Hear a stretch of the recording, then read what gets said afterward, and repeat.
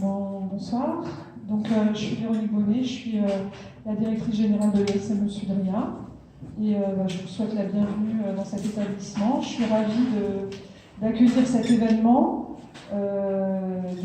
Si ça se passe ici, c'est parce que l'initiateur de l'événement et celui qui fait que ça existe, c'est Marc Genot, qui se trouve à côté de moi et qui se trouve être aussi un diplômé de l'école. Donc il m'a demandé si on était prêt à l'accompagner dans ce projet d'organiser régulièrement des Robot Day, donc sur la thématique de la robotique. Et je suis très contente d'accueillir cet événement, ce premier événement, cette première édition, puisque l'idée c'est de répéter ça sur différents thèmes régulièrement. L'ESME Sudria, c'est une école d'ingénieurs plutôt généraliste, que la majorité des gens intègrent pour 5 ans, mais qu'on peut aussi intégrer après une prépa ou un BTS, et qui forment à différents métiers, différents domaines, dont celui de la robotique. Voilà. Donc si des gens sont intéressés pour connaître le l'ESME Sudria, vous m'avez repéré, je suis là pour répondre à toutes les questions, évidemment, mais ce n'est pas le sujet ce soir, donc profitez bien. J'espère que c'est un premier événement qui est le premier d'une longue série, et que les échanges vont être intéressants et fructueux. Donc je vous souhaite une très bonne soirée.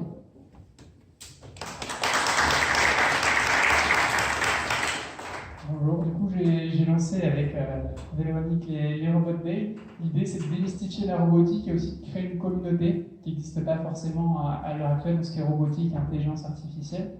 Donc là on commence pour une première édition sur les enjeux de la navigation autonome.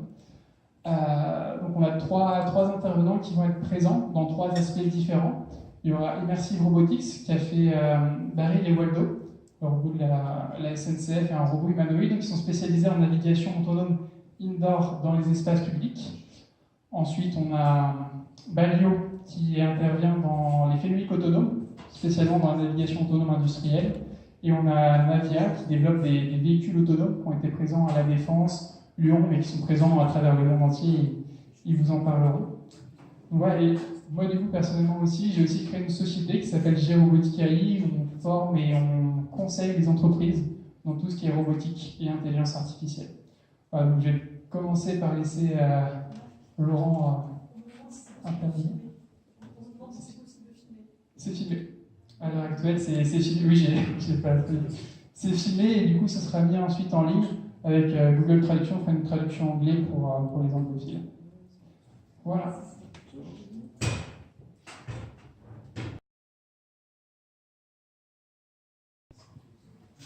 Voilà. Après quelques clics. Donc bonjour, je me présente, je suis Laurent Moreau, président et fondateur de Immersive Robotics. Donc Immersive Robotics a été créé il y a 3 ans maintenant.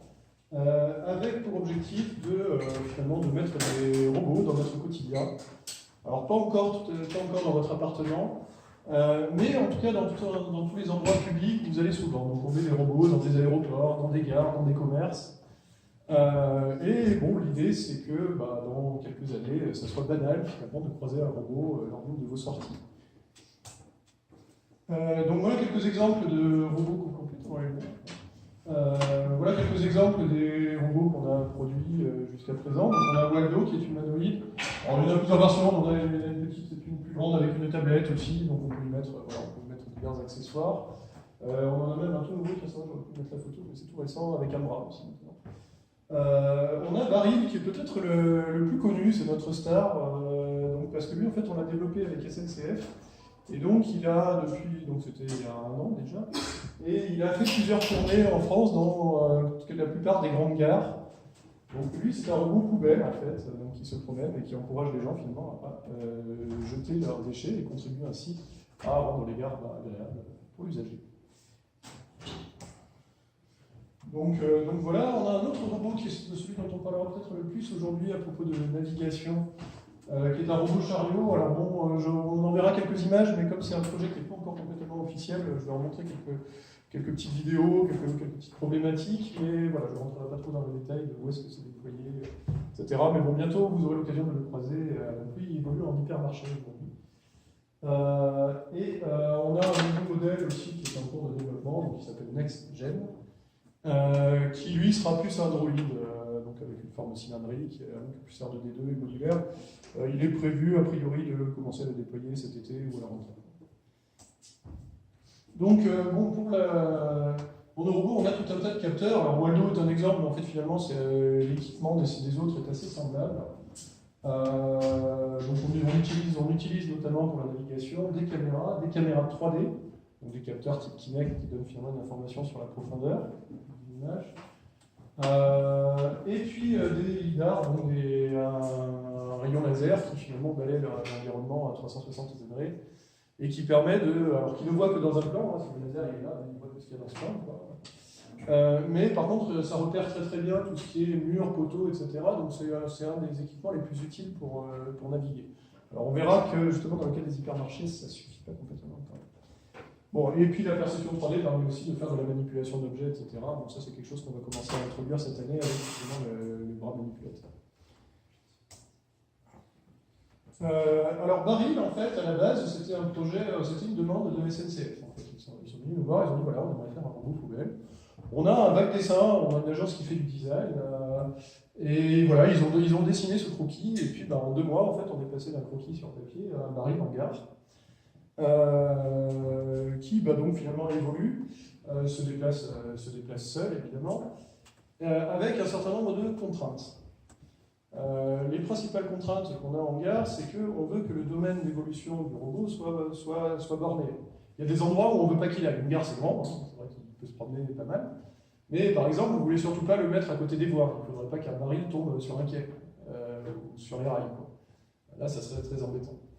Alors, d'abord, on aurait l'air bête, et puis bon, si on commence à mettre des trains en retard, etc., c'est pas quelque chose de populaire. Voilà, clairement, pour améliorer l'expérience utilisateur, c'est vraiment le truc à éviter. Ça, les escaliers aussi.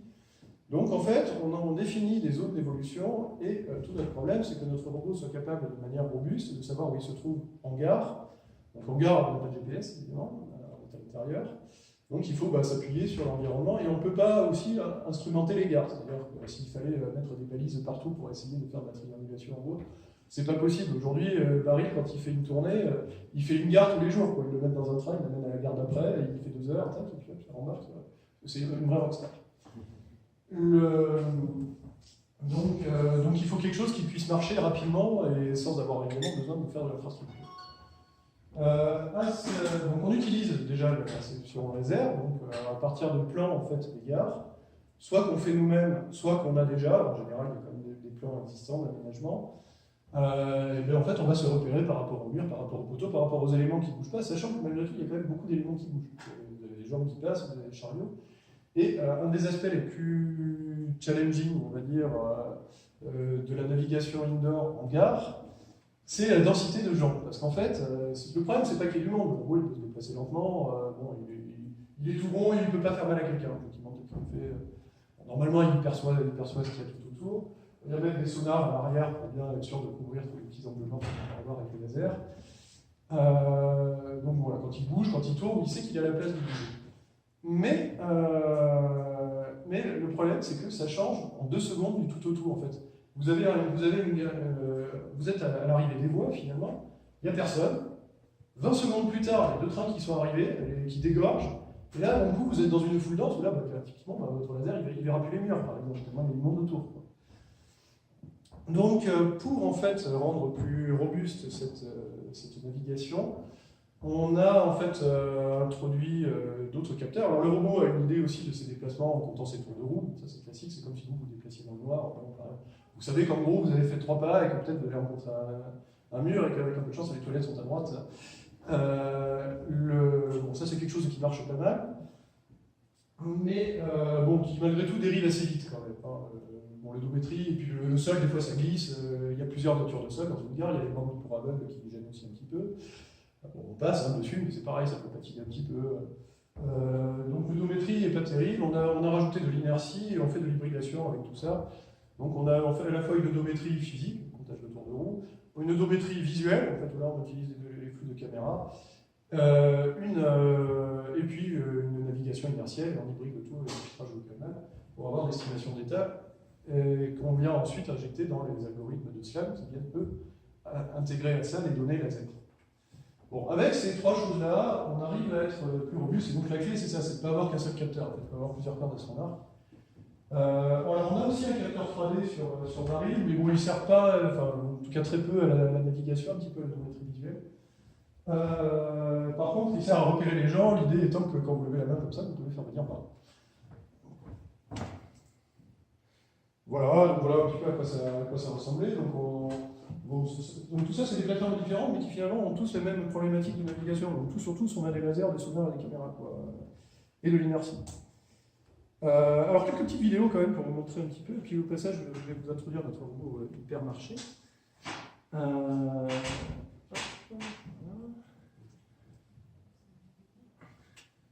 je vais vous montrer déjà une séquence un peu difficile où... alors c'est pas très long, voilà. Pardon. C'est pas sur la bonne écran. Évidemment. C'est pour ça que j'aime bien dupliquer d'habitude.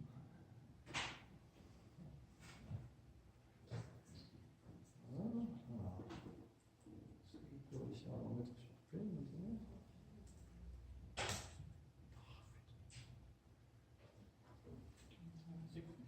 Hein? Ouais, c'est juste que les commandes sont en dessous là. Ah non.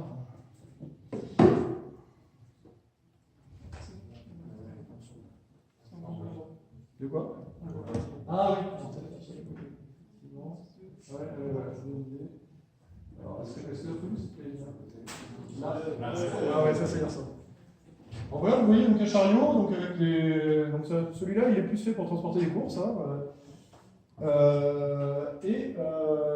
vous voyez, là on va négocier en fait, donc on navigue dans une allée, hein, il navigue de manière autonome bien sûr.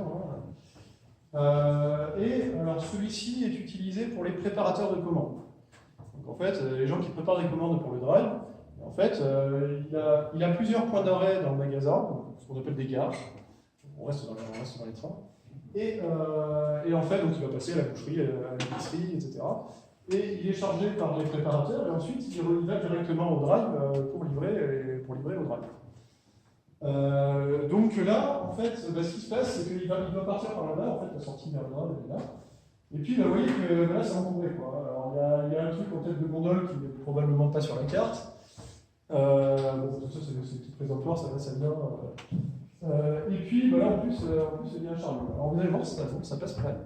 Oui, ça passe.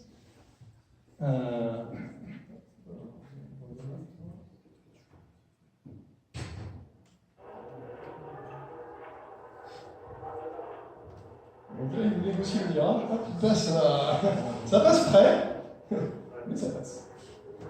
Alors bon, voilà le genre de navigation qu'on peut avoir en magasin.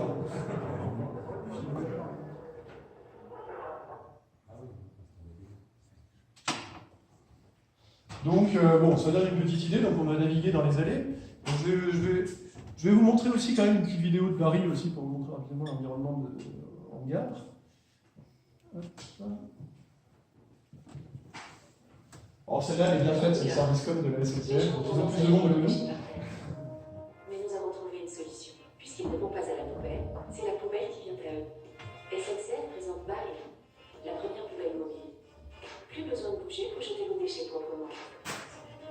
Encore une innovation SNCF pour améliorer la propreté en gare. Baril, si vous n'allez pas à la poubelle, c'est la poubelle qui viendra. Alors les Parisiens auront sans doute reconnu la gare de Lyon, qui est celle où on a fait tous les premiers essais en fait. Alors il y a même le jingle. Voilà. Alors moi quand même, bon ça reste entre nous. Mais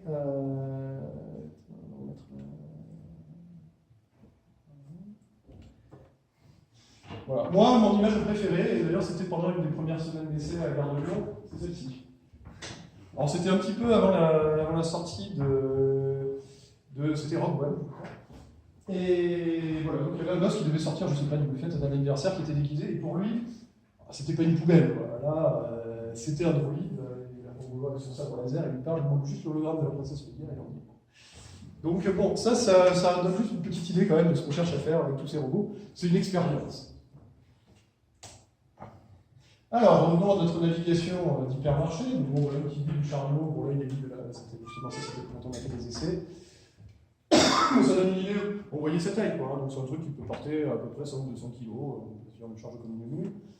Alors le gros problème qu'on a, c'est comme vous avez vu, il peut y avoir du monde dans le magasin, et puis un truc de autant baril. Vous rentrez dedans, bon d'abord il n'a pas trop de puissance, les moteurs vont débrayer, enfin il y a tout un tas de sécurité qui font que même si je fais exprès de vous l'envoyer dessus, il ne va pas vous faire normal. Lui par contre, vous prenez un truc de 150 kg dans les tibias, la barre là, ben, en gros on n'a pas le droit de faire ça, quoi. Enfin, honnêtement si on shoot un client, c'est fini, quoi. Et puis en plus, quand on évolue avec des préparateurs de commande, si le robot il se traîne, ben, ça va pas, quoi. Les mecs ils bourrent, et puis en plus il faut essayer d'aller vite. Bon, quand il est en mode auto, quand il revient tout seul, on a une vitesse plus prudente, mais qui est quand même une bonne vitesse de marche. En gros, on n'est pas loin de 1 mètre par seconde. Enfin, en tout cas, si la voie est libre. Donc, on est obligé de prendre en compte la charge, notamment, et les distances de freinage. Quand il est chargé à bloc, c'est clair qu'il ne pique pas comme ça, quoi. On est obligé de prendre en compte la perception 3D, parce que le laser, il ira qu'une hauteur, mais en fait, vous avez plein de petits trucs qui dépassent, des petites tables, des petits présentoirs, etc. Vous ne verrez pas au laser. Donc on utilise aussi la perception 3D, on en a mis devant et derrière, d'ailleurs il peut partir dans n'importe quel sens. Ça lui évite d'avoir à faire des demi-tours en rayon, parce que c'est pas pratique, quoi. Pareil, un rayon un peu encombré, genre le matin dans le magasin, vous avez des palettes partout, bah, il vaut mieux que le robot il n'ait pas besoin de faire demi-tour. Et puis voilà à quoi ressemblent les types de cartes qu'on utilise. Alors ça par exemple, c'est un exemple de carte de magasin qu'on a fait. Alors bon, il n'y en a qu'un bout, le magasin, comme une série de rayons. Les caisses doivent être là, en gros, donc là aussi vous avez tout un tas de rayons qui sont là. Bon, donc ça donne un exemple, vous faites un parcours en L dans le magasin. Donc là, vous êtes dans l'arrière-boutique, le drive est par là, d'ailleurs, on voit les emplacements pour garder la voiture. Et puis, donc il faut effectivement aller jusque là, ensuite. Hein. Et puis, on va lui demander d'aller, par exemple, à la poissonnerie qui se trouve là. Donc, les premiers essais qu'on a fait, on l'a fait avec des cartes qu'on a fait nous-mêmes. On a passé le robot avec le laser qui tourne, on enregistre au fur et à mesure et on dessine la carte. Bon, c'est pas hyper précis, on voit bien que la carte, les rayons, on voit, on sait qu'ils sont bien parallèles et tout. Bon, on les reconnaît, mais on voit bien que c'est quand même pas parfait comme ça. Et en fait, cartographier comme ça un magasin entier, vous voyez la taille d'un gros hypermarché, hein, c'est très fastidieux. Là, on a vu juste un grand taille, quoi. Donc, c'est une approche qui n'était pas trop souhaitable. Donc, on a essayé de se dire, bah, est-ce qu'on peut utiliser les plans qui existent des magasins? Donc voilà un exemple d'un plan numérique, ça c'est le plan d'aménagement d'un magasin. Voilà, vous voyez un petit bout en réel. Et puis, il faut faire attention à la navigation aussi sur cette estrade.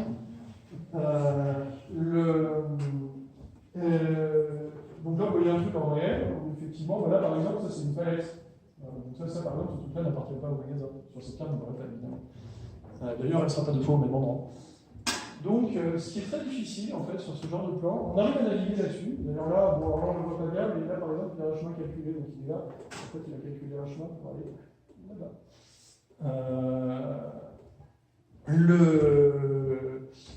Donc, on y arrive. La difficulté, en fait, c'est que c'est extrêmement répétitif. C'est-à-dire, se repérer au laser à partir des murs, etc., c'est quelque chose qui marche fantastiquement bien dans votre appartement. Souvent, vous prenez l'exemple tout à l'heure, vous cherchez les toilettes la nuit. Bon, ben voilà, vous savez qu'en gros, voilà, vous allez avancer, vous allez faire 5 mètres, vous allez tourner à droite, la porte elle va être à gauche.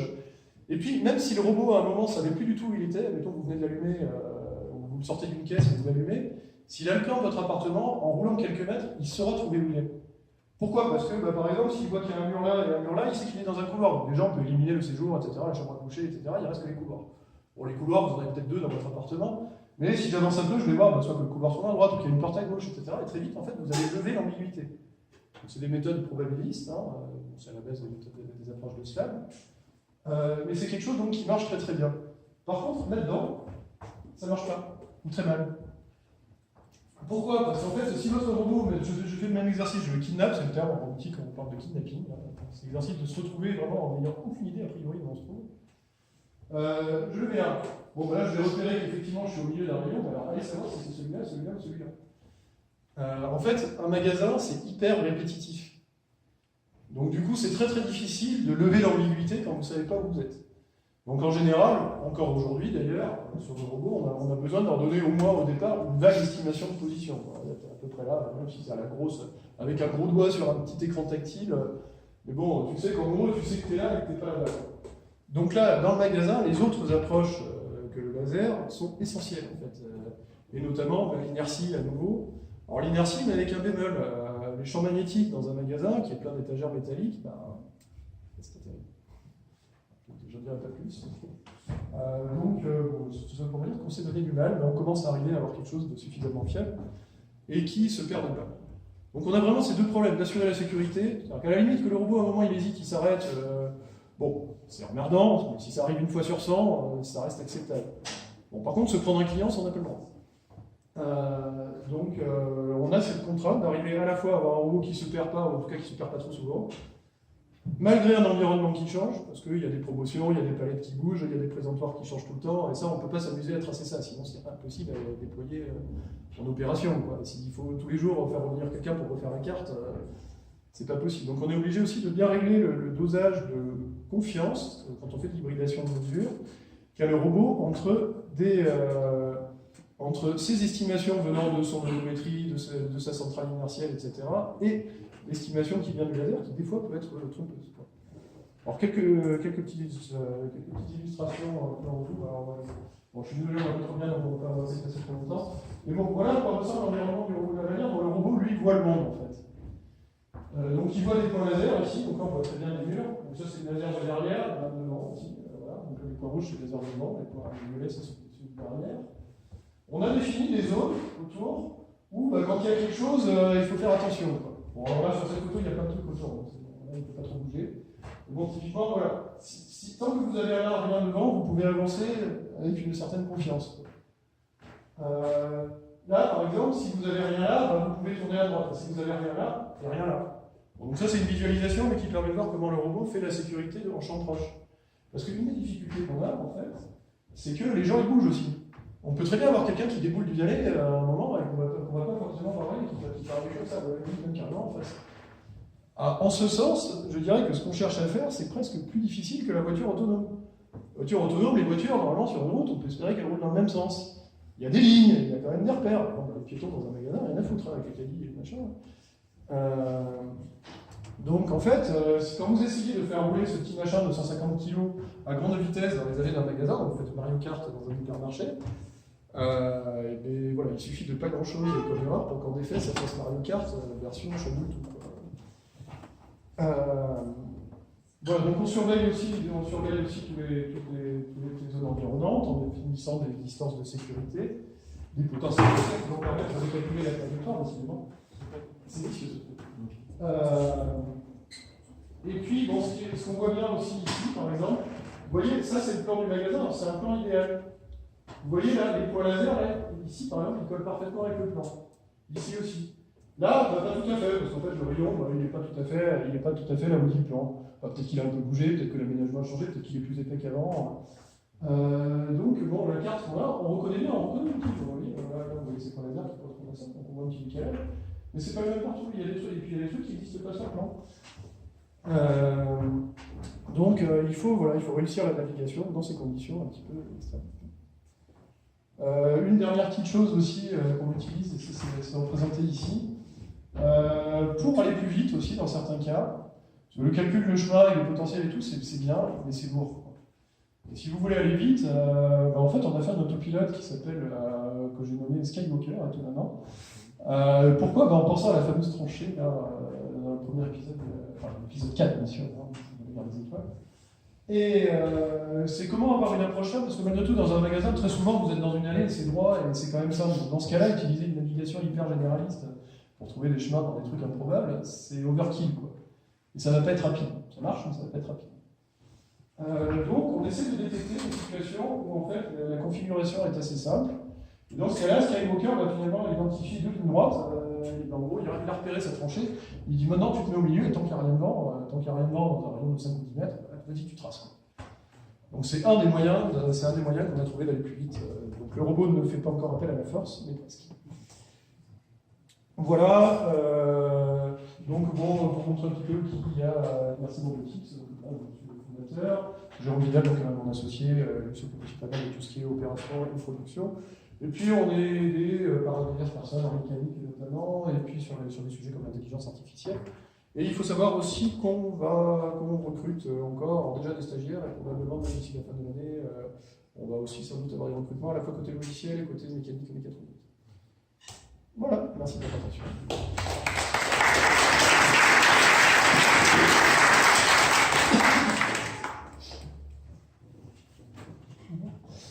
Super, merci beaucoup. C'était très, très complet et très intéressant. Du coup, sur le format, c'est 10 minutes de présentation, 10 minutes de questions. Pas tout de suite. Ouais. Si vous avez des questions, du coup, n'hésitez pas à y poser. Je pense que ça répondra avec plaisir.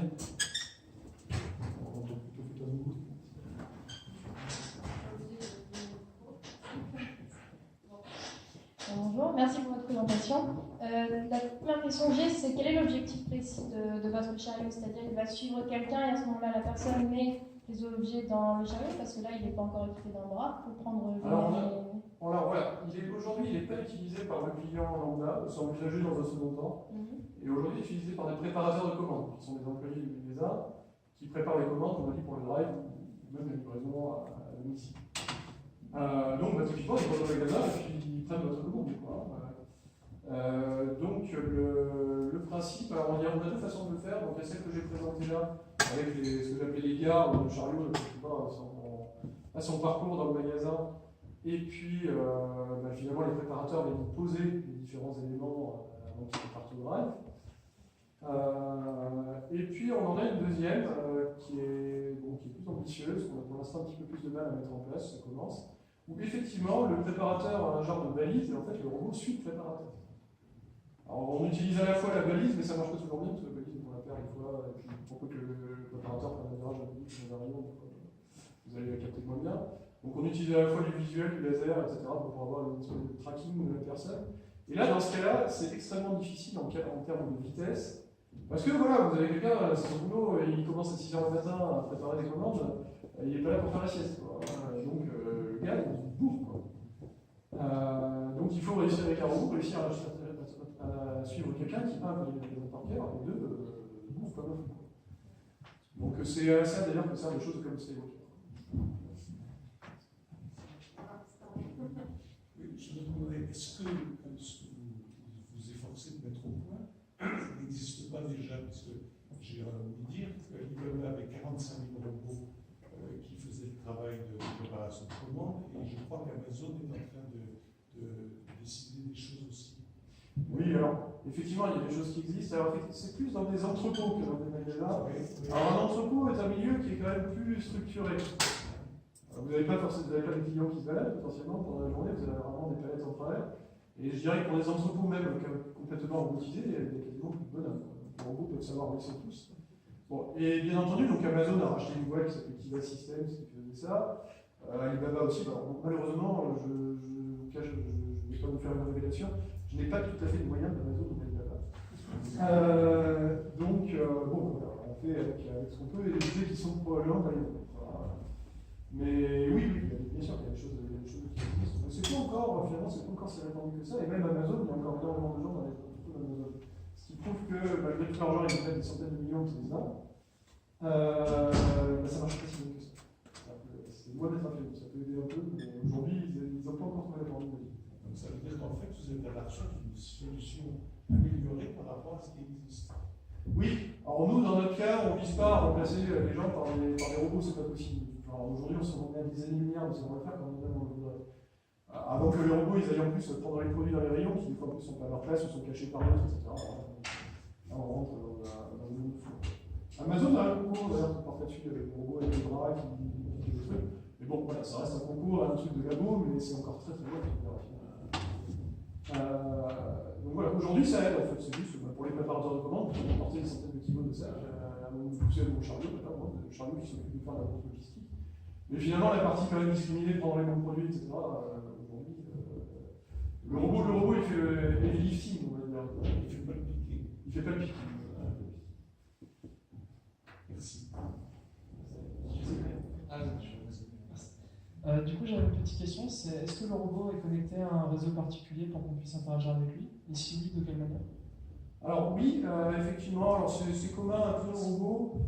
La méthode standard en général, c'est qu'il se connecte en Wi-Fi. Alors soit il se connecte à un Wi-Fi infrastructure s'il existe, c'est pas toujours le cas, on est bien. Soit il a son propre point d'accès, donc vous pouvez là prendre votre smartphone, vous avez une petite application qui permet soit de piloter le robot, vous pouvez le téléguider, soit vous enclenchez l'autopilote, soit vous pouvez visualiser ce qu'il fait. Ou lui dire, tiens, va à la poissonnerie.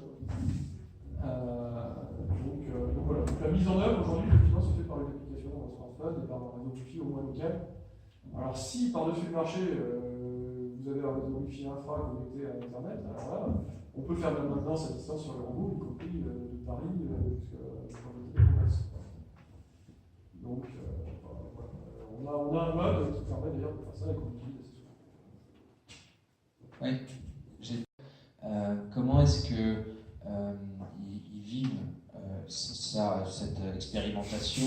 Est-ce qu'ils avaient des réticences? Combien de temps ça vous a pris pour les convaincre que finalement vous n'alliez pas écraser les enfants dans les rayons, ni même détruire la marchandise? Est-ce qu'ils étaient optimistes, euphoriques, encouragés? Ou est-ce qu'au contraire il a fallu lutter? Et comment ça se passe? Avec quel genre de personnes vous parlez? Au départ, ils ne savaient pas trop, mais on est quand même dans deux cas de figure où ils avaient envie de faire quelque chose. On a des gens qui sont motivés pour faire avancer un projet et qui savent que ça ne va pas se faire en 2 jours. Et voilà, donc après on va développer ensemble, on fait des essais, on fait des qualifications. Voilà, on a, même ici à Paris, on a un petit parcours, je parlais de Mario Kart tout à l'heure, c'est presque ça, des petits cartons, des petits trucs en bois, etc. Et comme Alexandre, on peut faire n'importe quelle configuration pour essayer de rejouer par exemple quand on a une anomalie. Alors on peut redessiner, finalement, là, en 5 minutes, là, je peux installer ici dans cette pièce un rayon avec un virage angle droit et puis un obstacle devant, etc. qui fait que. Et on reteste aussi beaucoup comme ça. Donc on s'appuie à la fois pas mal sur la simulation maintenant, et puis sur des essais, soit in situ en magasin, soit même sur notre maquette, notre petit circuit d'essai. Pardon, un complément d'information. Les grandes entreprises ne sont pas toujours connues pour leur rapidité, même si on a la chance de tomber sur des gens optimistes et qui croient en la technologie. Par exemple, Système U, là, ce pilote-là, ça a duré combien de temps entre, je sais pas, les premières prises de contact et puis le moment où la vidéo a été tournée en magasin? On parle de quelques mois, quelques semaines, peut-être plus? Oui, quelques mois en fait. Vraiment du point de départ, la première démo, in situ. Paris, c'était 2 mois. C'était exceptionnellement rapide, honnêtement, je ne le referai pas. Bon, puis il y a quand même eu des choses. Le projet n'était quand même pas ficelé. Au bout de 2 mois, il était en tournage, même pour faire des vidéos. Et il était en tournée au bout de 3. Donc on a pas eu du temps pour se retourner. Mais bon, c'était une course pas possible, maintenant.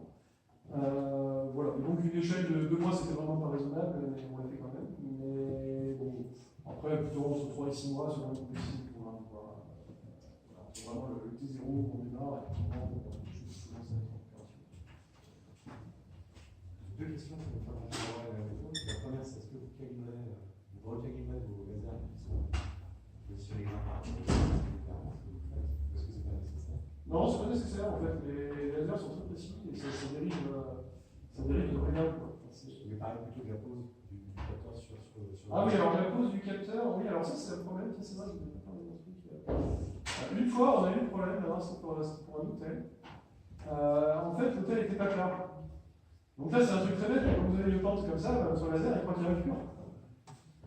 Donc, il faut en tenir compte. Alors, évidemment, avec la centrale, on peut voir que c'est penché, mais on n'est pas forcément encore sur la pente. Donc, il faut intégrer, en fait, dans la carte, il faut intégrer les points de pente. On se fait arracher les cheveux qui sont là, mais a priori, c'est bien surmonté. Des fois, il peut y avoir des petites subtilités dans ce genre-là. Par contre, la pose du capteur sur le robot, il peut bouger un peu, évidemment, mais en général, c'est pas trop grave.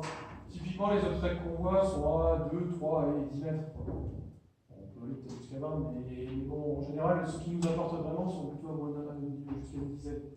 Donc, votre laser, il n'est pas trop bas. Bon, si votre truc est un peu penché, c'est sûr, au lieu de mesurer 3 mètres, vous allez mesurer 3 mètres, c'est 5 cm.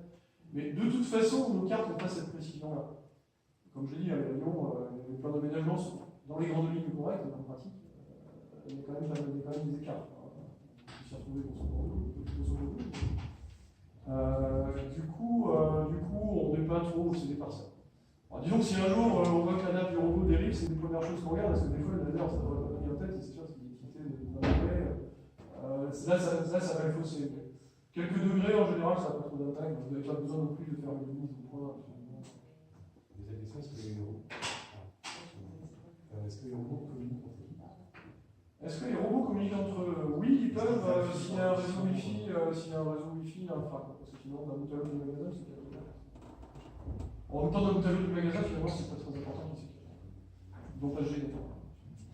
Du coup, ça amorce un peu ma question. C'est des systèmes qui peuvent être un peu dangereux si compromis. Est-ce que vous avez mis en place des mesures pour les sécuriser si justement ils ont accès à de réseaux ou Internet? Oui, alors, oui, bon, voilà, c'est quelques CTS, c'est quand même pas évident de prendre la main dessus.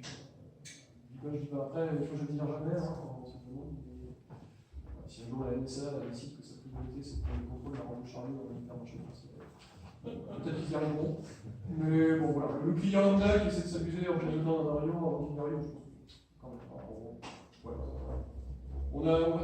Quand même, les échanges importants sont cryptés, et même tout le système qu'on utilise pour faire des mises à jour, etc. Ouais, tu ne mets pas dessus comme ça. Donc oui, on fait attention à ça, puis il ne faudrait pas quand même que quelqu'un prenne le contrôle pour faire n'importe quoi. C'est un truc physique, quand même. Tu prends le contrôle d'une caméra de surveillance, tu peux voir quelque chose, mais tu ne peux rien faire. Là, si vraiment tu veux jouer au con, c'est sûr qu'il y a un truc de 150 kg qui peut foncer dans la moyenne. J'ai 3 questions. Est-ce que vous pouvez nous dire en gros combien ça a coûté à Système U ou à SNCF en gros? Bon, ça, je ne peux pas dire grand-chose, donc c'est confidentiel, mais bon, ça se chiffre en dizaines de milliers d'euros. D'accord. Merci, c'est déjà l'indication. La deuxième question, c'est quoi le next step pour vous avez fait des pilotes? Est-ce que vous avez des plans à plus loin ou c'est encore des pilotes? Oui, bah pour l'instant, l'objectif c'est d'industrialiser. Hein, donc, on parle de combien de robots pour un entrepôt pour industrialiser? Oh, bah dans un magasin, par exemple, on pourrait mettre ça, les entrepôts, Un magasin, non. Mais bon, un magasin, on pourrait en mettre 3, 4, voire 5 dans un magasin. Vous avez donc un projet de mettre ça dans un magasin? Ah oui, oui, bien sûr. Et troisième question, est-ce que vous bossez vous avez des collaborations avec d'autres boîtes qui font des choses de très très loin, qui ont l'air pas très éloignées, du genre Stanley Robotics qui fait des déplacements de voitures dans les parkings? Non, alors je connais Stanley, hein, mais je me trouve que ça marche pas mal. En tout cas, ils ont une finance pour la je n'ai pas encore vu marcher dans un parking, mais en tout cas, ça fait le buzz, ça c'est sûr. Mais non, on n'a pas trop échangé. C'est des domaines différents en fait. Hein. Faire des entrepôts, faire des hyper, faire des gares, c'est pas forcément pareil. Après, on échange quand même avec d'autres entreprises, des fois sur des choses très spécialisées. Par exemple, je prends l'exemple de Waldo qui est plus dans tout ce qui est accueil, guidage, etc. C'est un genre de parler là, parce que c'est une partie intéressante de mon travail. Donc Waldo, c'est le robot humanoïde. Bon, ben voilà, si ce que vous voulez lui faire faire, c'est par exemple, c'est lire des histoires à des enfants, il faut que votre synthèse vocale, elle pète le feu, quoi. Il faut qu'il y ait le ton, etc. Bon, ben ça c'est clair, c'est pas le truc que vous allez trouver open source dans un coin lambda, je sais pas qu'est-ce qu'il y a, un truc du genre. Ça nous va pour faire une synthèse vocale de base, quoi. Bonjour, je suis un robot, je m'appelle Waldo. Et si vous voulez que le robot, si vraiment c'est très important qu'il ait une voix très chaleureuse, etc., voilà, on va travailler avec des sociétés qui font du son, qui font de la synthèse, qui font de la reconnaissance vocale, par exemple.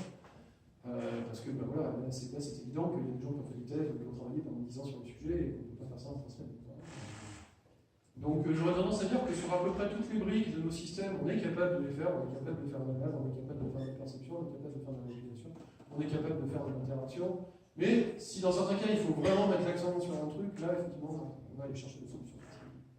Alors, on a un plan B qui permet de faire la démo de base, et après, c'est problématique.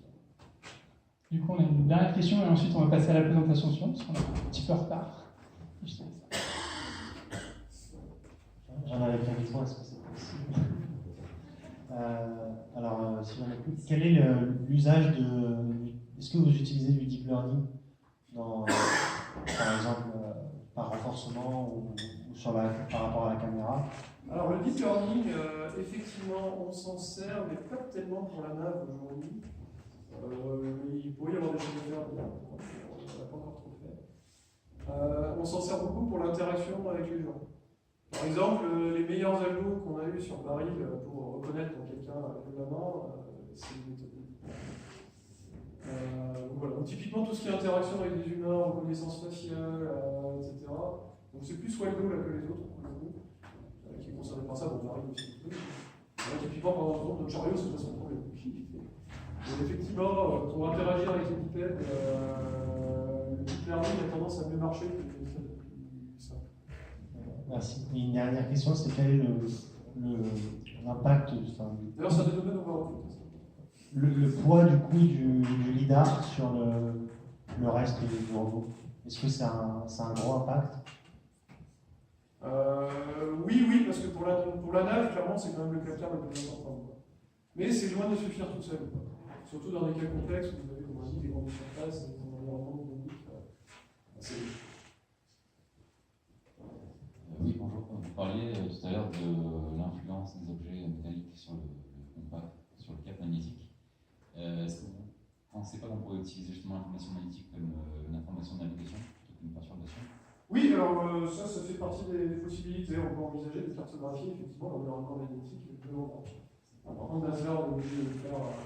On ne peut pas juste se contenter de le prendre sur l'angulaire, c'est-à-dire c'est pas le champ magnétique à tel endroit de la technologie de l'équilibre.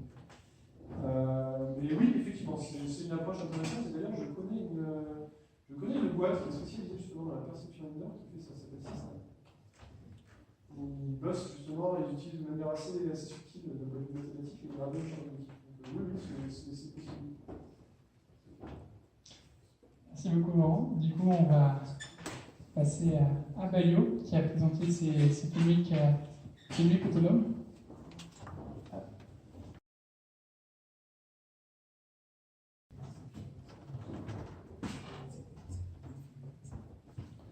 Bonjour à tous. Alors, je m'appelle Geoffrey Criégel, donc je travaille pour Balio dans l'équipe innovation.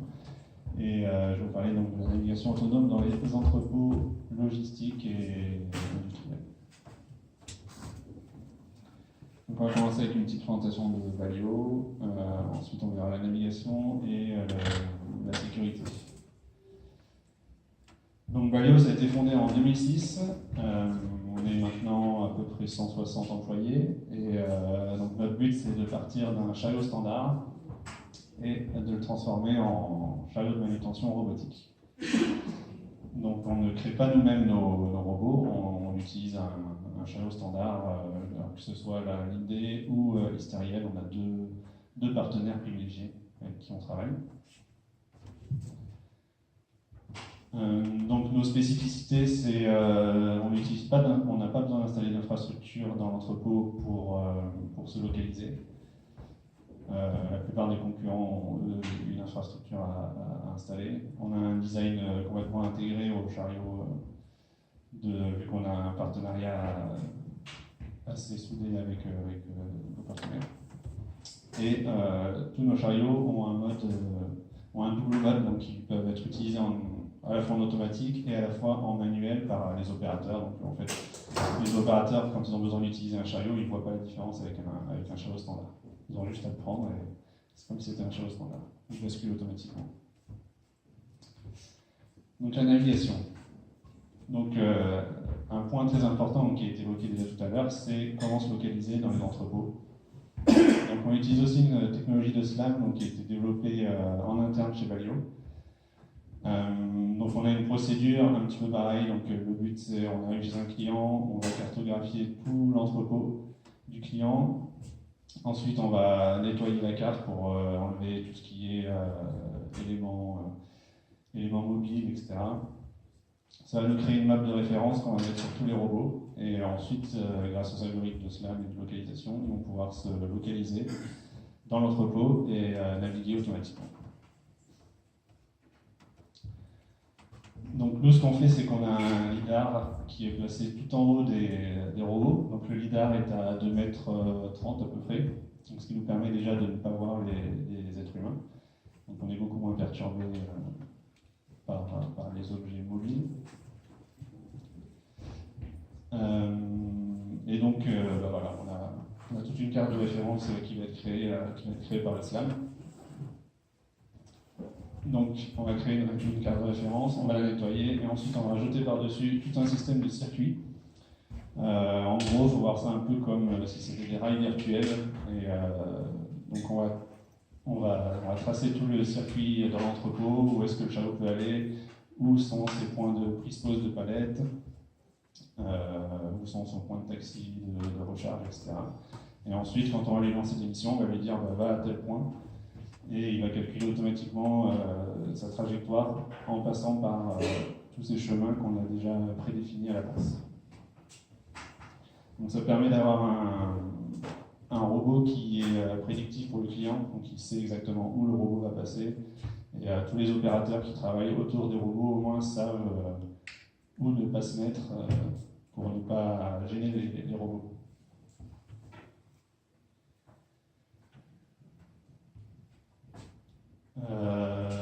Donc ça c'est voilà, un résumé un peu de ce qui a déjà été dit. Donc le système de mapping, nettoyer, créer le circuit, et ensuite on donne tout ça aux robots et ils sont capables de se déplacer. Donc ça c'est le boulot des installateurs une fois qu'ils vont chez les clients. Donc ce qu'il faut retenir sur la localisation, donc on a une localisation basée sur du SLAM, donc on utilise à la fois le laser de localisation et l'odométrie. On n'utilise pas d'autres capteurs. On ne compare pas seulement juste certaines features, donc il y a pas mal d'algorithmes de SLAM qui comparent des features, genre les angles, des cercles, des choses comme ça. On compare vraiment tout l'environnement entier à la map, en fait, l'environnement qu'on voit actuellement par rapport à la map. Donc, ce qui rend le SLAM beaucoup plus robuste. Et donc on est capable de naviguer dans énormément de différents cas. Donc on a déjà plusieurs centaines de robots qui sont déployés dans différents entrepôts qui ont du coup qui sont très très grands. Les entrepôts logistiques, c'est des milliers de mètres carrés. Donc ensuite, un point très important pour nous, c'est la sécurité. Donc, il faut savoir que nos robots font plus d'une tonne, ils peuvent porter aussi plus d'une tonne, donc on peut se retrouver très vite à un engin qui pèse plusieurs tonnes et qui se déplace à 2 mètres par seconde, donc c'est très très dangereux. Donc il y a 2 sortes de sécurité. Il y a tout d'abord la sécurité certifiée, donc ce qu'on appelle nous PLD, c'est un niveau de certification en fait. Donc il faut avoir des capteurs qui sont redondants, des capteurs qui peuvent se checker automatiquement tout seuls, etc. Donc on a tout d'abord des lasers certifiés, des lasers vraiment spécifiques, avec des infos de codeurs qui sont redondés pour connaître la vitesse réelle du robot. Donc ça permet d'avoir une sécurité. Dès qu'un problème est détecté par ces organes, ça coupe la puissance et le robot s'arrête. Ça c'est un circuit direct vers la puissance. Ça permet d'avoir une sécurité certifiée. Et chez Valio, donc, on ajoute une deuxième sécurité, donc qu'on appelle détection, qui est la purement logicielle. Donc on va utiliser tous les capteurs qu'on a à disposition. Donc on a plusieurs lasers qui sont disposés sur le robot. Et on va générer, on va regarder où sont les obstacles et on va déjà prédire que les collisions à l'avance, ce qui va nous permettre de ralentir le robot avant d'arriver devant un obstacle et qui va permettre aussi de ne pas activer les sécurités matérielles parce que couper sans arrêt l'alimentation du robot, c'est pas non plus ce qui est le mieux pour lui.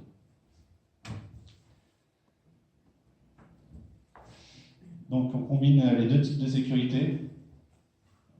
On a plusieurs types en fait, de sécurité. On a des lasers à l'avant et à l'arrière. Donc eux en général c'est des lasers certifiés. Donc ils vont en gros regarder un gabarit qui est juste devant le robot et derrière le robot, donc ils s'adaptent à la vitesse. Ensuite on va avoir des lasers donc, qui eux ne sont pas certifiés, qui vont être en dessous des fourches et qui vont être mobiles. Ça permet lorsqu'on va prendre une palette en hauteur de vérifier s'il n'y a pas un obstacle en hauteur et si la palette est bien présente, etc. Et ensuite on a aussi des capteurs, donc la marche avant du robot, hein, c'est ça. On a aussi des capteurs obliques à l'avant du robot pour détecter s'il n'y a pas un opérateur par exemple, qui a ses fourches en l'air, qui ne serait pas vu du coup par le laser blanc, qui est lui à 15 cm à peu près du sol.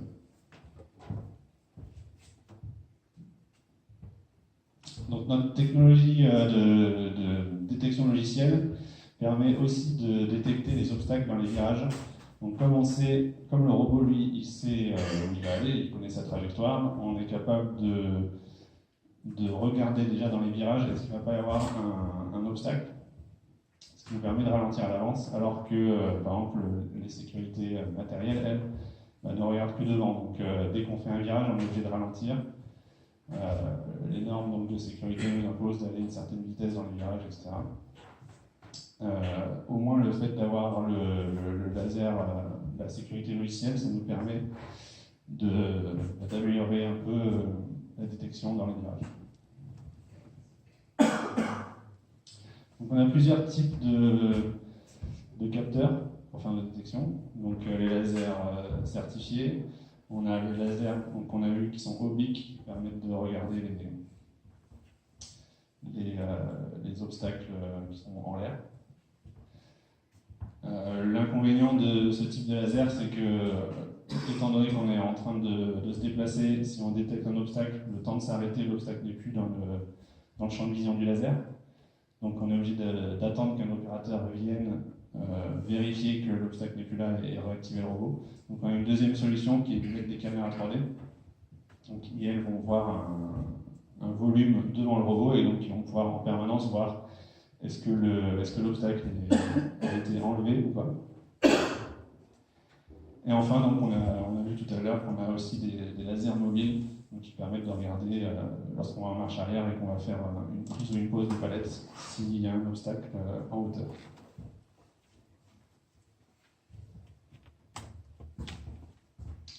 Donc voilà, on travaille dans le monde de l'industrie et de la logistique avec toujours des êtres humains qui travaillent à côté de nous, donc on a pas mal de normes à respecter. Donc il y a des normes européennes, des normes aux US. Maintenant, on est en train de travailler avec des partenaires sur une norme ISO, donc une norme internationale. Donc quand on va chez un client, on a toujours une certaine procédure de marquer les zones qui sont à risque, les zones de palette, etc., pour que la cohabitation entre l'homme et le robot se passe le mieux possible et sans aucun risque. Voilà, merci de m'avoir écouté et Bayo recrute.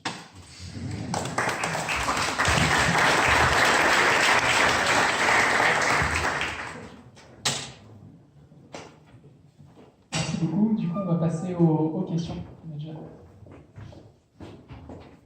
Bon. Micro sur le menton. Monsieur Kriegel, je vais me permettre de poser une question et je vais y répondre tout de suite après. Mais vos robots, là, ils ont l'air nuls par rapport à ce qu'on vient de voir. Ils ont l'air de faire beaucoup moins de choses, d'avoir un système moins performant, etc. Je voudrais ajouter des choses par rapport à ça. Donc, nous, on travaille dans l'industrie. Donc, on est dans la même boîte. Je travaille chez Bayo aussi. Je suis PDG. Et non, pas du tout. Et donc, ce qu'on fait, donc, c'est des chariots de manutention. Donc ils font plusieurs tonnes, donc comme tu as dit, ils transportent plusieurs tonnes, donc on est affecté par des normes très contraignantes. Donc l'idée du circuit par exemple, donc l'évitement d'obstacles on sait en faire. Je ferai, si vous venez un jour, alors, je ne sais pas si on aura un autre R2D. Ouais, on aura peut-être un autre R2D où tu montreras un chariot qui fait de l'évitement d'obstacles. C'est cool, mais dans une usine, on a besoin des circuits. On a vraiment des contraintes très très fortes en usine, dans l'industrie. On a besoin de précision, on a besoin de tout ça, donc c'est quand même assez compliqué. Et ce qu'il faut savoir, c'est que Balio, alors dites-moi si je me trompe, hein, mais il me semble qu'on est quand même les premiers à avoir réussi à mettre du SLAM, de la navigation naturelle, sur des chariots de manutention. Donc tous nos concurrents font des réflecteurs, font des bandes magnétiques, etc. Nous, on est les premiers à être venus, à avoir mis du SLAM et avoir dit ça va marcher. Donc les concurrents ont rigolé. Ils rigolent moins maintenant, ils nous copient en fait. Donc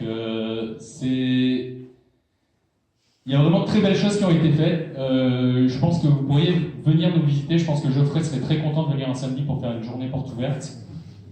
Venez nous voir, on recrute beaucoup. Moi, quand je suis arrivé il y a 2 ans, on était 40, maintenant on est 160. On recrute beaucoup, on a beaucoup de besoins et voilà. Et puis venez nous voir sur internet, on a plein de jolies vidéos. Merci. C'est vrai que sur les domaines d'activité, si je prends par rapport à Immersif, c'est espace public, espace industriel, les contraintes ça, sont différentes, mais effectivement, très bonne pas le temps. D'autres questions? Quels sont les traitements que vous réalisez sur la carte? Les traitements? Oui, les traitements, vous disiez que vous les nettoyez. Ah oui, en gros, c'est enlever tout ce qui est mobile, parce qu'au moment où on fait la carto, il y a d'autres gens qui travaillent, donc on voit des éléments mobiles, des palettes, des choses comme ça. Ça va être aussi des fois réaligner les murs, parce que des fois les lasers ne sont pas exactement parfaits, donc quand ils sont très loin, les murs peuvent être un petit peu plus courts. On va réaligner un peu tout ça, et voilà, en gros, ça se résume à ça. Donc en fait, ça prend une journée de faire une carte et de la nettoyer. vous le faites à la main, il n'y a pas un filtre qui... Ok, c'était ça.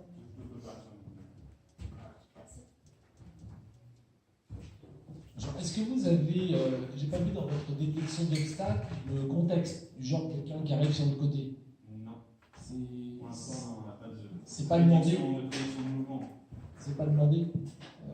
Avoir un contexte un peu élargi pour anticiper ce qui va arriver. Ça serait mieux.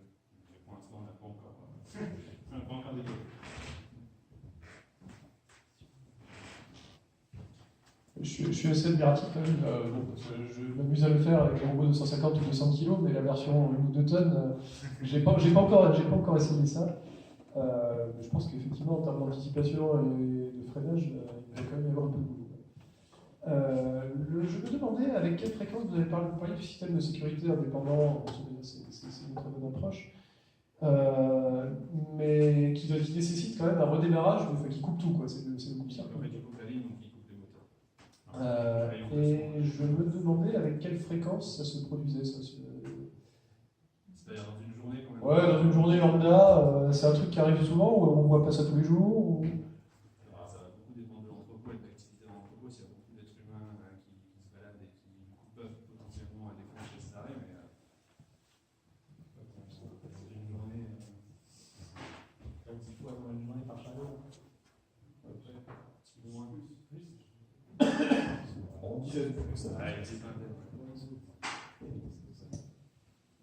Et est-ce qu'il y a un marquage au sol dans l'entrepôt pour des zones, alors, entre guillemets, pas réservées aux robots, mais comme une piste cyclable, quoi. Enfin, Il peut y avoir des zones quand même où on encourage les gens à éviter, quoi. Il peut y avoir des zones, ouais. Ça c'est vraiment suivant le client, etc. Donc on a des gens chez nous qui vont chez chaque client pour faire une analyse de risque, etc. Et qui peuvent justement marquer des zones qui sont à risque parce que c'est étroit, du coup, personne ne peut pas forcément éviter le robot, des choses comme ça, et du coup, après, voilà, on respecte une norme, il y a toute une norme qui décrit justement tous les cas où il faut marquer au sol des zones, etc. Donc il peut y avoir des zones marquées. Dernière question, vous faites tout en interne, vous ne bossez pas avec des startups comme eux? Non. Pour l'instant, on fait tout en interne.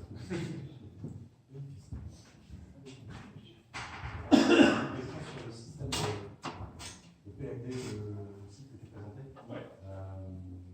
Le fait que ce soit PFD, c'est le site qui propose ça ou c'est vous qui c'est faites ça.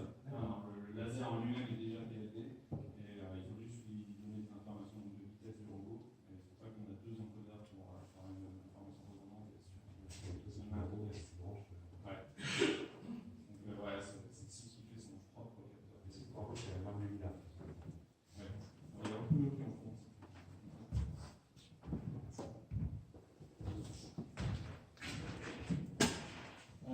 J'aimerais savoir sur les rails virtuels que vous tracez, ils sont tracés directement sur la carte à la main ou c'est le robot qui est utilisé par un opérateur par exemple et vous enregistrez ce tracé-là? Non, c'est tracé à la carte à la main. D'accord. Et du coup, sur ces tracés, en fait, vous avez le droit de vous écarter de combien du tracé parce qu'il a déjà la précision de la carte et après la précision de... En gros, nous on estime que nos robots ont une précision d'à peu près 4 cm. Okay. Global, on va dire. Quand on roule en marche avant à 2 mètres par seconde, on s'autorise 5-10 cm d'écart au maximum, d'écart par rapport au circuit. Et par contre, quand on fait une prise pause, du coup, on va lentement et on prend une mallette. Là, on essaie de descendre entre 2 et 4 cm de descente. Ok, quand vous dites vous autorisez 5 cm, c'est-à-dire que si vous détectez que vous êtes écarté de ça, le robot s'arrête ou... Ouais, il peut se mettre en erreur. D'accord. Merci. À 2 mètres par seconde, il faut quelle distance d'arrêt? Ça dépend. Vous savez toute la gamme de robots qu'on avait là, mais c'est 1 mètre et 2 mètres sur un robot, suivant sa charge. Il est chargé. Autre question sur la localisation, comment vous faites au début quand on l'allume pour qu'il sache où il est? On est toujours sur un point d'initialisation. On a des points d'initialisation qui sont mis un peu plusieurs et lorsqu'on l'allume, on est obligé de lui dire directement. Est-ce que vous faites de la gestion de flotte et est-ce que vous déployez plusieurs robots dans certains entrepôts et est-ce que les robots sont autonomes du coup? Oui. Alors, donc, oui, on a un logiciel donc, qui sert de gestion de flotte, qui communique en général avec le logiciel de l'entrepôt. En général, chaque entrepôt a un logiciel qui sait où sont les palettes et quelles palettes il faut bouger. Donc, ce logiciel nous envoie il faut bouger telle palette et on est à tel endroit. Nous, notre logiciel à nous, du coup, va transformer ça en mission compréhensible par le robot. Et donc aussi, il y a tout un système de speed reading suivant à quel robot est libre, quel est l'état de la batterie, etc.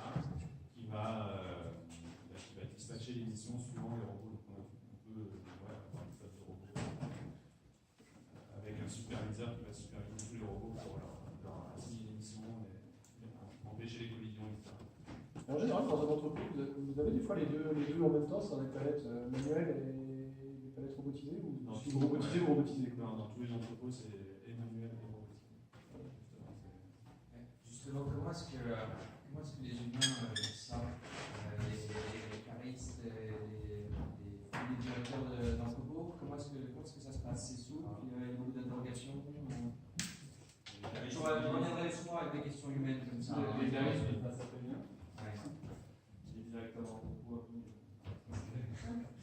Parce que le retour sur investissement, c'est la suite de la question. Le retour sur investissement, il se fait au bout de combien de temps sur une machine? Je sais exactement, c'est 1 an, 2 ans. 1 an, 2 ans. Oui, donc le directeur lui dit ça très bien. Parfait. Après, il y a des problèmes de sécurité de machin, ça va potentiellement ralentir un petit peu les. Il y aura pas des robots partout tout de suite, il va y avoir une grande phase d'interaction. Ah oui, pour l'instant, justement, on est dans une phase où il y a toujours des humains parce que les humains sont très bons pour faire des tâches spécifiques, très vite, prendre la tête de l'eau très vite. Et on a des robots qui font les tâches, prendre la palette là, on est là toute la journée parce que ça va plus avec pour l'humain. Une dernière question. Combien de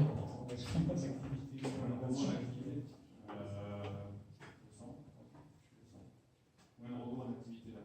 200 entre 200 et 300. Cette année, l'année dernière, on a installé à 150, je crois. 100. Donc vous avez 12. Juste pour comparaison, vous avez combien en manuel?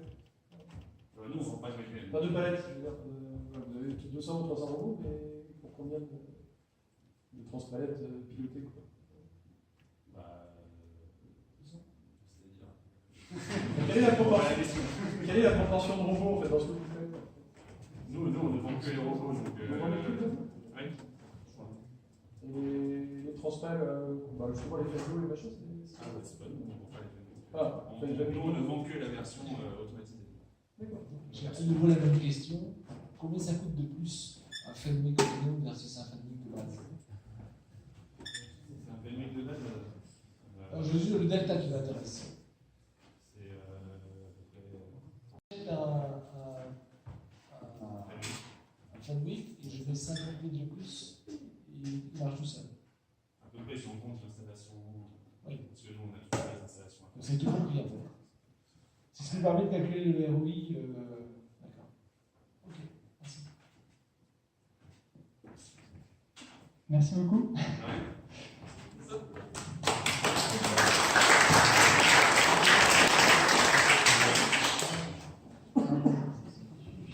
On va passer à Navia, spécialisée dans les véhicules autonomes.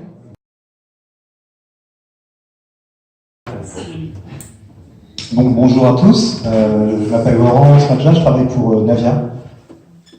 Je pas bien le micro, c'est pas grave. Donc moi je suis responsable de la perception des véhicules à Navia. Et je vais vous présenter un peu notre société, ce qu'on fait, pour ceux qui ne nous connaissent pas, je pense que vous êtes nombreux donc. Je vois qu'il y a un problème de police, ça c'est bien. Notre cœur de métier, nous, c'est de faire du véhicule autonome. Le véhicule autonome, pour nous, il a plusieurs aspects et aujourd'hui, pour nous, le plus important, c'est certains chiffres qui interviennent et qui arrivent, qui sont relativement importants. Typiquement, en 2050, on sait qu'il va y avoir beaucoup de modifications sur la population, la population, et on sait que 70% de la population mondiale, typiquement, risque d'être urbaine. Ce que ça signifie, en vrai, c'est que, en point de vue du trafic, si tout le monde commence à avoir une voiture, il va y avoir une certaine congestion du trafic, une pollution énorme, et il va y avoir des vrais problèmes de stationnement. Donc, l'objectif de Navia, l'une des premières objectifs de Navia, c'était de faire en sorte de se dire qu'on est de plus en plus nombreux dans les villes, et qu'il faut de toute manière faire en sorte que nos axes routiers et nos moyens de transport puissent rester sustainable, envisageables, même dans un cas où justement les gens sont de plus en plus nombreux et qu'ils veulent tous avoir leur véhicule. Donc on a fait un joli cloud pour montrer un peu tous les termes qui nous intéressent. On voit que parmi les termes qui sont un petit peu des buzzwords aujourd'hui, on sait que partager le véhicule, avoir des véhicules électriques partagés, c'est des choses qui sont un petit peu trendy aujourd'hui. On sait que avoir des questions de smart transportation, d'intelligence artificielle, de technologie connectée, effectivement c'est du buzzword, ça ne veut pas dire grand-chose en vrai, mais ça correspond à un certain nombre de choses, de concepts qui traduisent finalement un mot important qui est pour nous autonome. Alors, petit aparté, moi je suis un mec technique, c'est une présentation marketing, vous êtes des techniciens, on va essayer de trouver un truc, un petit peu une présentation qui soit un peu marketing et un petit peu vrai quand même. Je préfère le dire parce que, effectivement, vous êtes tous plutôt techniciens et on va essayer de rentrer un petit peu dans le dur, mais cette présentation est principalement marketing. Donc il y a pas mal de choses un peu comme ça qui sont peut-être pas très très concrètes et on va essayer de les rendre un peu plus concrètes avec différentes choses. Comme je vous le disais tout à l'heure, si on veut faire en sorte d'avoir la population, la totalité de la population qui bénéficie d'un bon service de transport, il y a quelque chose de très important, c'est qu'on va dire que aujourd'hui, les gens ne peuvent plus tous avoir leur véhicule. Pour ceux qui se déplacent dans Paris, aujourd'hui, il y en a plein qui sont en auto libre. Personnellement, c'est mon cas. Et on parle de dire on va passer de la possession d'un véhicule à MaaS. Alors, en gros, c'est mobilité as a service. Ça veut dire je vais utiliser un service de mobilité, comme j'utilise Uber, j'utilise Autolib ou Vélib, je pense que ça fonctionnait encore. Et donc l'objectif c'est de dire on va déjà se dire qu'il faut changer un paradigme important, on va plus posséder sa voiture. On va plus posséder sa voiture. Moi je me rappelle d'un exemple qui m'avait été donné, je ne sais plus qui avait dit ça, c'était un mec qui disait dans 20 ans, il y a bien des gens qui auront leur propre voiture. Mais ces gens-là, c'est les mêmes qui aujourd'hui ont un cheval. C'est-à-dire qu'on va avoir une voiture, si vous aimez la voiture, si vous aimez les bagnoles, personne ne vous empêchera d'avoir votre propre voiture. Mais utiliser sa voiture en tant qu'outil pour se déplacer, dans 20 ans, ce serait une aberration. Comme aujourd'hui, les gens conduisent tout, c'est pour faire du parcours, et pas pour se déplacer. Donc, la mobilité as a service, effectivement, pour nous, c'est quelque chose de fondamental. Et ça commence à venir, et c'est des choses vraiment importantes. Mais c'est un changement de paradigme, vraiment. Typiquement, le deuxième point, il est un peu marketing, vous voyez. Effectivement, oui, fluidité, freedom avec l'autonomie. Oui, effectivement, si on a des véhicules autonomes, on va augmenter le débit du réseau. Alors pareil, dans le même genre d'idée, je ne sais pas, pour ceux qui ont vu cette étude, en mettant 20% de véhicules autonomes, même moins je crois, 10% de véhicules autonomes dans un trafic normal, vous améliorez la congestion, vous diminuez la congestion de trafic de près de 50%. Pourquoi ? Parce que quand vous êtes à un feu rouge, vous l'avez déjà vu, vous avez 10 bagnoles devant vous, le feu passe au vert, il y a 4 qui passent, et vous avez perdu, vous savez que vous avez même 3 feux rouges pour passer à un feu vert. Pourquoi ? Parce que comme les véhicules ne communiquent pas entre eux, chaque délai va être multiplié par le nombre de voitures que vous avez devant vous. Donc typiquement, rajouter ne serait-ce que 10% de véhicules autonomes au feu rouge, vous allez gagner un temps de malade. Donc effectivement, avoir des véhicules autonomes qui communiquent entre eux, ça va vraiment, même une toute petite proportion, ça améliore énormément la qualité globale d'un réseau. Et en termes de user experience, clairement, à partir du moment où vous conduisez plus, qu'est-ce qui se passe ? Qu'est-ce que vous faites ? Vous conduisez beaucoup dans la journée, pour ceux qui conduisent. Quand vous prenez la voiture, vous restez une demi-heure, 1 heure, 2 heures dans votre voiture tous les jours. Quand vous prenez le train, vous utilisez votre téléphone, vous jouez avec votre téléphone. Concrètement, ça veut dire quoi ? Ça veut dire que ou bien on est capable, ou bien on permet aux gens qui font des applications de vendre des applications quand ils sont dans leur voiture. Alors, vous voyez que là, il y a des gens qui filment, mais ou bien on peut proposer un nouveau contenu interactif pour que, quand vous êtes en voiture, vous pouvez par exemple avoir des visites guidées, si vous ne connaissez pas. Vous pouvez par exemple avoir votre planning devant vous. Vous pouvez avoir, je sais pas, des événements par rapport aux autres véhicules qui sont autour de vous. Ce genre de choses. Donc tout ça, c'est possible à partir du moment où ça crée en fait comme disait TF1, un peu de temps de cerveau disponible, vous voyez. Vous avez du temps de cerveau disponible pour les gens qui sont dans votre véhicule. Donc, on peut s'en servir à des fins marketing, on peut s'en servir à des fins utiles pour les gens. Alors, finalement, qu'est-ce que c'est la mission de Navia? La mission de Navia, finalement, c'est d'essayer de faire en sorte d'augmenter, de faciliter en fait les transports urbains. Et notre premier concept, c'était surtout, principalement, notre premier produit d'ailleurs, c'était Shuttle, lancé il y a 2-3 ans, et c'était principalement le fait de dire on est capable de faire le premier et le dernier kilomètre. Qu'est-ce que c'est que ce concept? Vous arrivez, pour ceux qui connaissent Euro Disney, vous arrivez, vous laissez votre voiture au parking. Entre le parking et le parc, je sais pas, il y a peut-être un quart d'heure de tapis roulant. Ce quart d'heure-là, on peut le faire en tapis roulant, bien on peut le faire en shuttle. Donc on a des petits minibus qui ont été les noms de vie, qui ont été lancés en septembre 2015 et qui ont été notre premier produit, un vrai use case où on utilisait vraiment on a remplacé typiquement dans notre premier marché, on a remplacé un bus thermique diesel par 6 minibus électriques. Ça veut dire quoi? Ça veut dire que là, quand vous arriviez dans votre centrale nucléaire, parce que c'est une centrale nucléaire, vous laissiez votre véhicule quelque part, vous arriviez à l'entrée du site, et entre l'entrée du site et votre bureau, vous aviez un bus qui faisait le tour et qui vous amenait à votre place, à votre bureau. On a remplacé ce bus thermique par 6 navettes autonomes. L'avantage, c'est quoi? Vous avez un temps d'attente qui est nettement réduit. Vous avez 6 navettes au lieu d'une, c'est pas pareil. Vous avez, entre un vieux bus diesel tout pourri et 6 navettes super stylées, effectivement, en termes de graphique, c'est un peu plus joli. C'est vrai que c'est un petit peu différent en termes d'expérience utilisateur. Et surtout, ce temps d'attente, et le temps d'attente et le fait d'avoir une navette 100% électrique dans un site nucléaire, c'est pas mal. Donc c'était notre premier produit. Récemment, il y a tous les 2 ans où on s'en produit, on a lancé un câble qui est le premier robot taxi. Donc l'intérêt de Shuttle, c'était, comme je vous le disais, travailler dans un périmètre, je ne vous le disais pas, dans un périmètre fermé, relativement maîtrisé, avec des missions relativement courtes. On parle 1, 2, 3 km maximum, sur lesquels on va transporter des gens.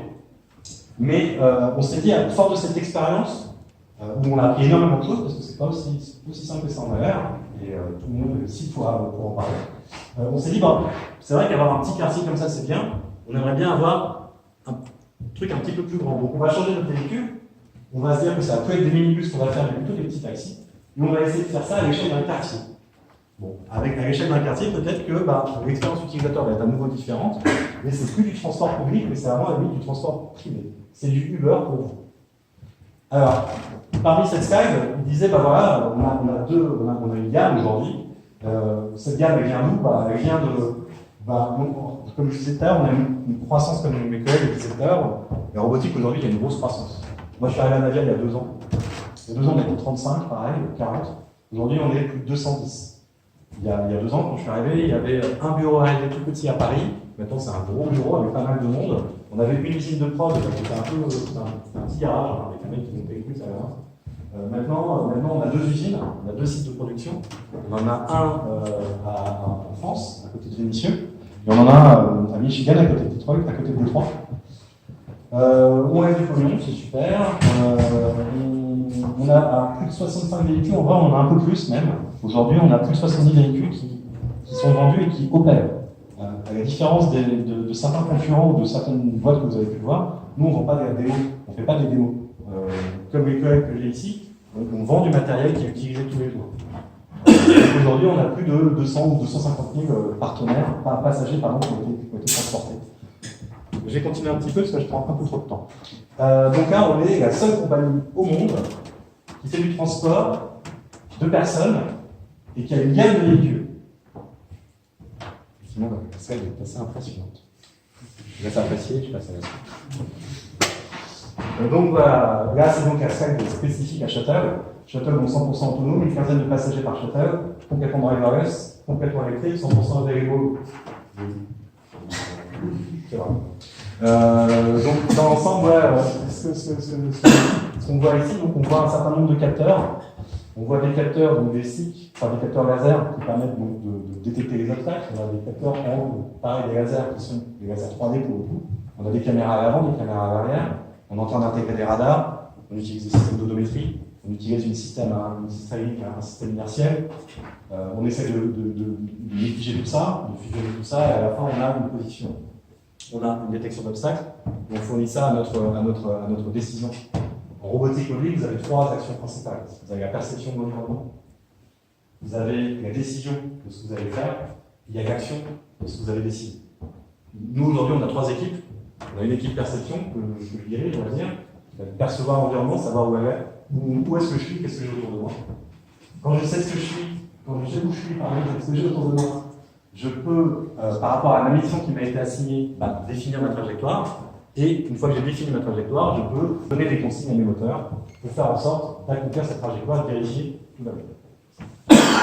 Donc, Shuttle, une voiture complètement. Alors, ce qu'on ne voit pas là-dessus, ce qu'on ne dit pas d'ailleurs, c'est un peu dommage, je vais peut-être le rajouter, c'est qu'elle est complètement symétrique. Elle peut aller dans un sens comme dans l'autre. Je ne sais plus qui disait ça, je crois que c'est toi qui as des robots complètement symétriques. Nous, on a fait pareil pour ce véhicule. Et c'est pratique parce qu'on n'a pas besoin de faire demi-tour, qui est une emmerde sans nom, quand on fait de la robotique en général. Donc on évite de faire des demi-tours en faisant des systèmes qui vont dans les deux sens. Alors, je vous disais, je vous parlais un petit peu des capteurs tout à l'heure. Donc là, pareil, une très jolie marketing, avec donc différents champs de vue de différents capteurs. Donc on a des capteurs multi-radar laser, vous avez des caméras, vous avez ce qu'on appelle le système V2X, V2X, c'est véhicule to anything. En gros, demain, les véhicules vont pouvoir communiquer avec l'infrastructure par des protocoles spécifiques. Quand vous faites du V2V, vehicle to vehicle, vous pouvez tout à fait dire, moi j'ai selon un format spécifique, une trame spécifique, je peux tout à fait dire aux autres véhicules qui sont autour de moi, je suis là, je suis tel véhicule, je suis là, je vais là. Quand moi je suis un feu rouge par exemple, je peux tout à fait dire, en tant qu'infrastructure, je suis un feu rouge, je suis au feu vert, et dans 13 secondes, je passe avant.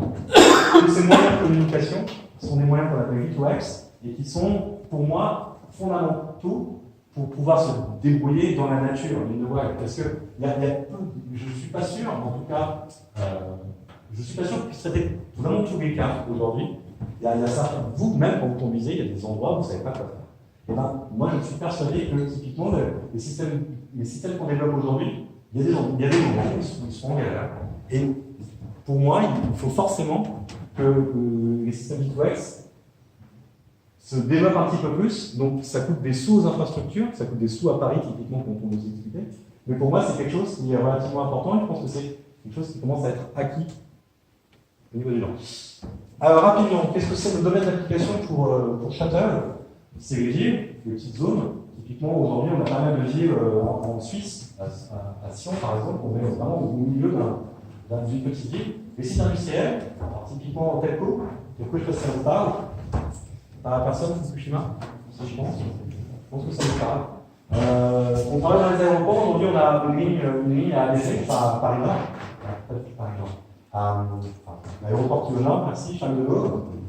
On travaille donc dans des campus, on est sur l'université de Singapour, on a fait une petite démo d'Allemagne, mais surtout on tourne à MCT. MCT c'est l'université de Michigan, Détroit, où eux ont des parcours testés justement les véhicules autonomes.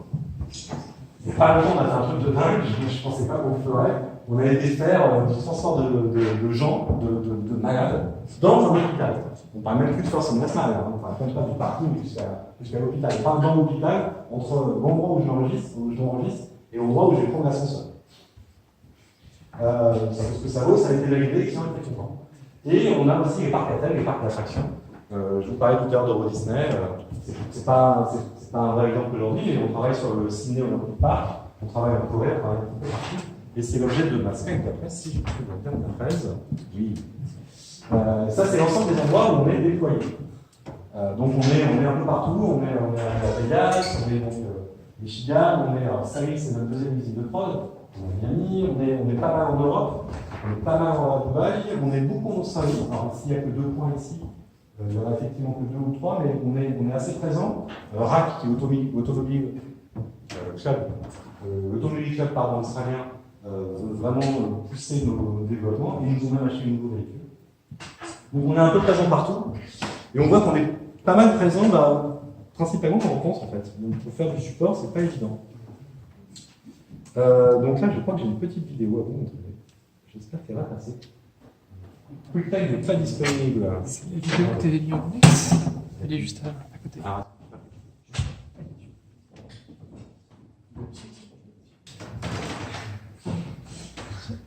Alors sinon, ce que je peux dire aussi, c'est que je peux reprendre 2 slides de Bayo. Pour dire qu'on fait pareil en fait. Je pense qu'on fait pareil. Typiquement, quand on arrive sur un site, qu'est-ce qu'on fait dans map? On prend notre véhicule. Alors aujourd'hui, on a un système de mapping qu'on a développé exprès pour. Mais avant, on prenait un véhicule, on tourne, on fait une map, on la nettoie. On a quelques mains automatiques. On la nettoie, et puis une fois qu'on a cette map, on la met effectivement sur un PC, sur le PC remarqué, et on a vu le web un petit peu.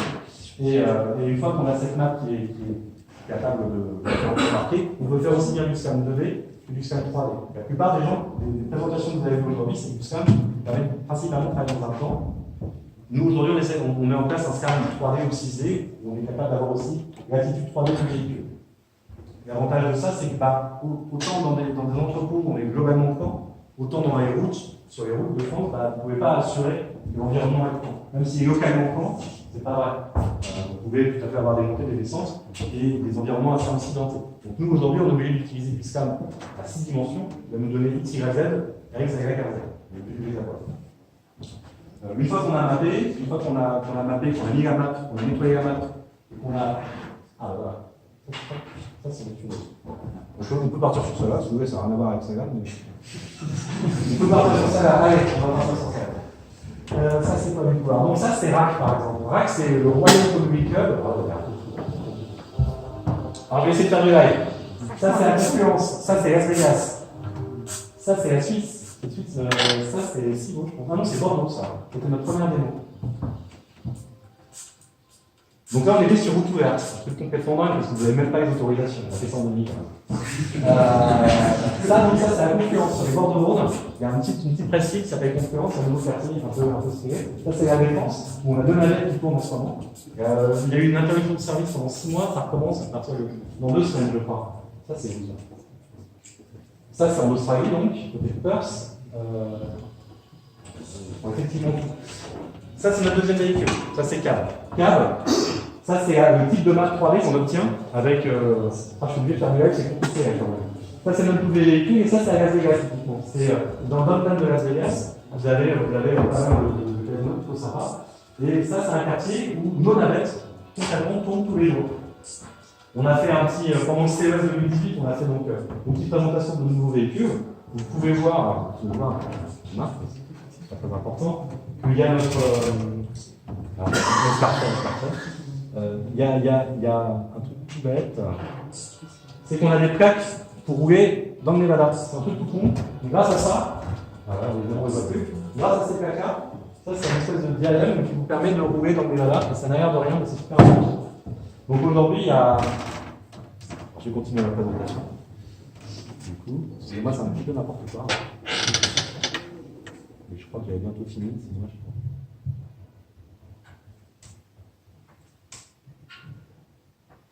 Donc là, j'étais sur le deuxième véhicule, donc ça c'est Cab. Cab, donc c'est un premier 100% de l'eau. Pour le coup, on a mis dans la vidéo maintenant non plus. Donc là, on va plutôt, on parle de 6 personnes, on n'a pas de volant, on n'a pas de coque, on n'a pas de pédale. On peut aller jusqu'à 90 km/h, on va sur 10. Et toutes les méthodes de trafic, on est encore en train de travailler dessus. Là, on s'est dit pour le Cab, il ne faut pas se rater, on va pas tellement hésiter sur le nombre de capteurs. Ça c'est bien. Alors, on a quoi? On a 6 caméras. 6 caméras, donc les caméras arrière et caméras avant, pour essayer d'avoir un champ du maximum. Donc ce que vous avez en rouge, ce sont 6 caméras. En vue 360, on va marquer les images, c'est super. Vous avez 2 antennes. Pour ceux qui font de la localisation par GNSS, vous savez qu'avec une antenne GNSS, vous ne pouvez pas faire de cap, parce que vous utilisez l'effet Doppler et quand vous êtes arrêté, l'effet Doppler est au zéro. Donc, pour avoir un cap, même à l'arrêt, quand vous faites du GNSS, vous êtes obligé d'avoir 2 antennes. Avec la base, les différences entre les deux, vous avez un cap de votre véhicule. On a donc 2 antennes GNSS, on a donc des lidars VLP, donc c'est des lasers de Velodyne multicouches. On en a 3. Puis on s'est dit que pour 3 c'était pas assez, on s'est dit on va prendre des scalars. 6 scalars, c'est Valeo qui les fait. Valeo est tout entier. Donc 7 scalars, c'est des lasers qui ouvrent à 135 degrés qui ont 4 pouces. On a des radars qu'on est en train d'intégrer, c'est quand même un peu la merde, les radars. On a l'odométrie dans les roues, donc ça c'est des capteurs de roues, des types de roues. 2 antennes GNSS, et puis une centrale inertielle, effectivement, qu'on peut faire. On s'est dit qu'on a un point nucléaire. Donc voilà, globalement, ces capteurs-là, ils coûtent cher. Enfin, ce véhicule-là, il coûte cher. Il y a beaucoup de capteurs dessus, mais c'est le prix de la sécurité. Et clairement, avoir un véhicule comme ça qui se déplace tout seul, c'est super, mais si vous n'avez pas d'application pour l'appeler, là, ça ne sert à rien. Donc on a développé une application. On est du genre un peu tout faire, nous, à Nadia, quand on a besoin de développer une application, on engage 3 gars et on fait l'appli. C'est moyen pour dire que je recrute, moi aussi. Et là, donc, typiquement, c'est l'appli que vous avez. Donc, vous téléchargez votre appli Nadia, vous avez un géoréférencement qui vous dit où vous êtes, et puis vous avez le premier véhicule le plus proche, vous l'appelez, il va arriver, on vous prévient, attention, pour le véhicule, il va être là. Parce qu'il n'y a pas le nom du bonhomme qui est dedans, parce qu'il n'y a pas de. Donc vous avez un véhicule qui arrive avec un panneau de web. Vous savez votre petite. Donc il n'y a que vous qui pouvez ouvrir le véhicule. Une fois que vous êtes bien installé dedans, on s'assoit, go, et le truc fait votre mission. On parlait tout à l'heure de temps de cerveau disponible, c'est exactement pour ça que j'en parlais. Clairement, quand vous êtes là à regarder le paysage, vous pouvez jouer avec votre téléphone, mais très rapidement, vous avez d'autres trucs plus intéressants à faire, parce qu'on essaye de penser aussi. Donc tout ce qui est contenu interactif, pour nous, ça a beaucoup de sens. Et c'est des choses auxquelles on ne pense pas quand on fait de la robotique. Mais c'est des choses qui viennent après très rapidement. Les prochaines étapes rapidement. Q4 en 2018, on a déployé le câble en Australie. Là, il y a un véhicule qui est en cours qui est sur un bateau, qui est en train de partir. On va tous, enfin, il y a au moins, je crois, quelqu'un des réalistes qui vont récupérer là-bas et on va travailler un bon mois en Australie, c'est super. Et donc, l'objectif en 2019, c'est effectivement d'avoir 3 sites mondiaux. Un site en APAC, Asie-Pacifique, un site en Europe et un site en Amérique du Nord, avec vraiment des expérimentations un peu sérieuses, où on aurait un vrai service qui tourne avec des abonnements, avec des gens qui payent potentiellement. Voilà.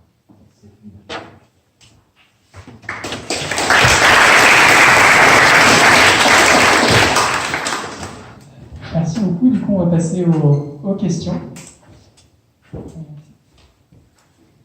Ouais, une question basique. Là, bon, vous en avez déjà quelques-unes qui tournent. On a vu récemment que Tesla, Uber, tout ça ont eu quelques incidents, voire franchement accidents. Je me demandais quel était votre track record de ce coup. Alors aujourd'hui, on parle en termes de track record en accident corporel. Ouais, on en a eu 3. Depuis 2 ans qu'on opère, on a 3 accidents corporels. On développe vraiment à des déclarations d'incidents. Globalement, il y a 2 choses qui font qu'on peut avoir des accidents aujourd'hui. Nous, un peu comme je disais tout à l'heure, on ne va pas très vite. Quand on est sur shuttle, on ne va pas très vite, donc on a peu de chances de tuer quelqu'un. Par contre, on peut avoir des freinages un peu violents. Parce que pour éviter justement, de heurter l'environnement, on va avoir une sécurité. Notre première sécurité, c'est de freiner, généralement. Comme on n'a pas de voiture derrière, on a peu de chances de se prendre quelqu'un dans les fesses, donc on freine.